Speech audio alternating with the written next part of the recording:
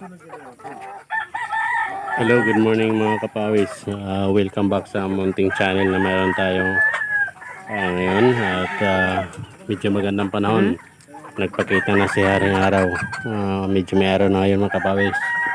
Kasi kahapon at hanggang gabi ang lakas ng ulan bumaha sa likod namin. So ngayon samahan niyo ako sa pagpakain ng ating mga alaga. So yan sila mga kapawis. Tingnan nyo, saya tingnan no. Bali ito yung naging morning routine natin. Umaga-umaga kailangan natin gumising, pakain sa mga alaga natin. Siyempre kailangan nilang kumain. Unahin natin sila bago tayo pumasok sa trabaho natin kapawis.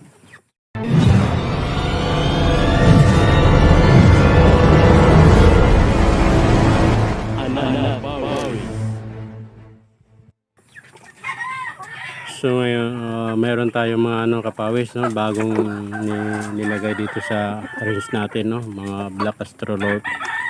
So bago lang sila. Galing sila sa brooder. Ngayon sinama na natin sila para masanay sila dito sa range.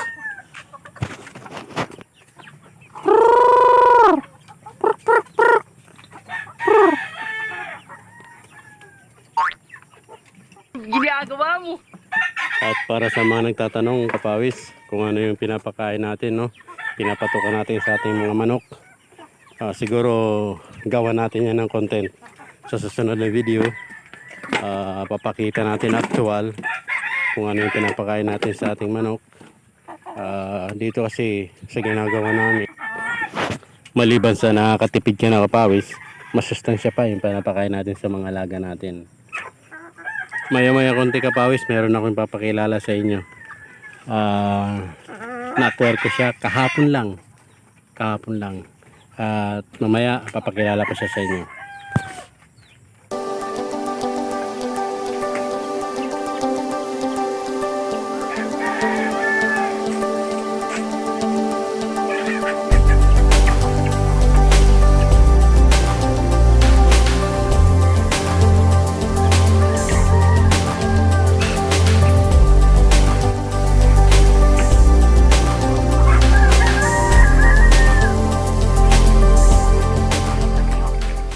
Two hours later.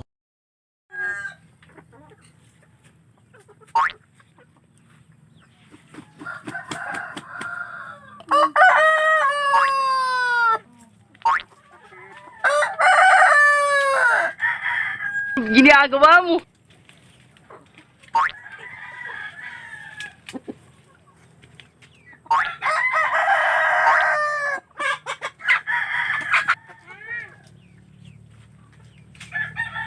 Ano naman si Sering?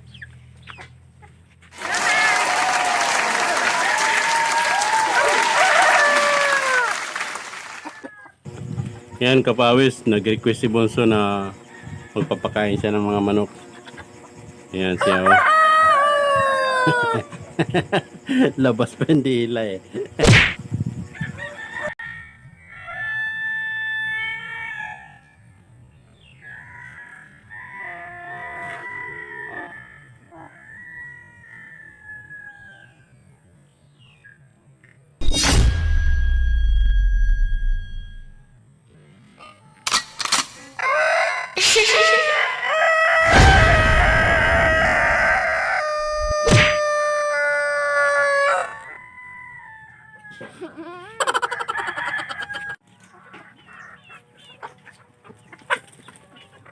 So yun, masaya yung mga alaga natin kapawis no? Medyo busog na sila. Yung mga astrolorp natin no? Black astrolorp. Maliban dyan sa mga alaga natin kapawis na heritage chicken, mayroon din tayo mangilan-ngilan na pang-cockfight na inalagaan natin. One eternity later. Ito na kapawis no. Yan ang anak ng opener, white kilso, 11 months na siya. Magaling siya maglaro. Brazilian. Tapos itong isa naman, black milsim, tatlo silang magkakapatid. Hiniram ko lang yung mama nila, yung mother nila sa isang kaibigan. Ito yung unang pisa natin mga kapawis. Yan eh. Yan ang kapatid din, no? Ng Milsim Black. At ito yung gray, yung talisayan, no? Na binigay sa atin. Ganda siya, maganda. Nagustuhan ko yung tayo niya. Malaking bulos, malaking katawang kapawis. Medyo lugon lahat. Kaya mga bata pa kasi 4 months pa lang. At mayroon isang 6 months doon sa kabila. Ayun, yun 6 months natin kapawis. So, ito yung maliit na talisayan. Binigay sa atin ni Tamtam, no? Tamtam mo niya atin ng Balacanad, Kapokan, Leyte. So kung gusto niya ng quality na manok, pwede kayong pumunta sa kanila. Mga hybrid yung manok nila kapawis.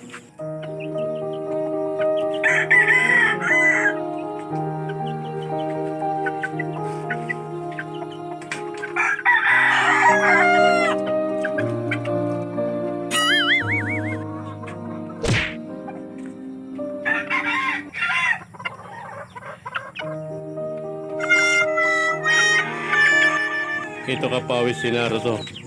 No, ito yung Shamu Asil natin. Okay, siya yan si Naruto. At ito namang yung isa ay si Tandang Tsunade. Oh my God! Wow! Kahapon lang natin to na-acquire kapawis, no, galing sa isang kaibigan. Yan yung tatlong Shamu Asil natin. At yan lang muna yung update sa ating munting manukan. Ayan si Sakura, takbo ng takbo. At kung hindi pa kayo nakapag-subscribe, please do consider subscribe para updated kayo sa susunod natin mga videos. So yun lang muna sa ngayon kapawis. Maraming salamat po at magandang araw sa ating lahat.